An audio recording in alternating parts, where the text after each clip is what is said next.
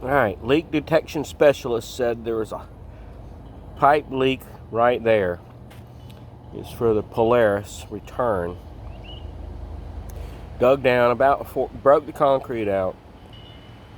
Went down about 4 feet, never found a piece of pipe at all. So, there's the Polaris return completely exposed.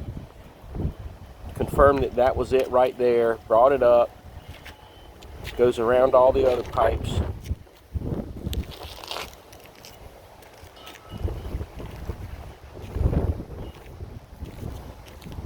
Here's the skimmer.